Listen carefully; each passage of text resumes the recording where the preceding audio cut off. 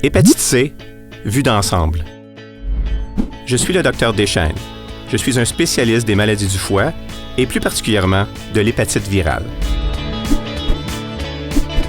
L'hépatite C est une maladie chronique du foie causée par le virus de l'hépatite C ou VHC. L'hépatite C est une maladie très grave et si elle n'est pas traitée, elle peut causer d'importantes lésions hépatiques, un cancer du foie ou la nécessité d'une transplantation du foie. L'un des problèmes associés à cette maladie, c'est qu'environ 1 personne sur 5 qui en est atteinte ignore qu'elle est infectée et par conséquent, tous ces cas ne sont pas diagnostiqués. Ainsi, les personnes atteintes d'hépatite C peuvent vivre pendant des décennies tout en n'ayant aucun symptôme.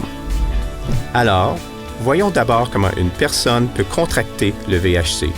Il y a plusieurs façons. En utilisant du matériel pour consommer de la drogue qui a déjà été utilisé par une autre personne, lors d'une transfusion de sang ou d'une greffe d'organes qui n'a pas été testée pour la présence d'hépatite C, en ayant une relation sexuelle non protégée où il pourrait y avoir présence de sang, en partageant des articles personnels sur lesquels il pourrait y avoir des traces de sang, durant la grossesse ou l'accouchement, ou en réutilisant des outils pour des activités qui causent des brèches dans la peau ou du matériel médical qui ne devrait servir qu'une seule fois. Alors, quelle est la vue d'ensemble de l'hépatite C au Canada?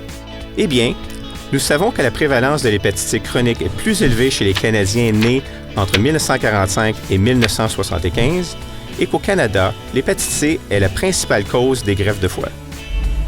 Malheureusement, on prévoit une augmentation de la fréquence des décès associés au VHC. En effet, elle devrait passer de 483 en 2007 à 613 en 2027. Cela signifie que les coûts de soins de santé totaux associés à l'hépatite C, excluant le traitement, devraient augmenter de 60 % de 2013 à 2032. Je vous ai donc présenté quelques faits concernant l'hépatite C. Plus nous en saurons au sujet de cette maladie, plus nous serons en mesure de la prévenir tant au Canada que partout dans le monde.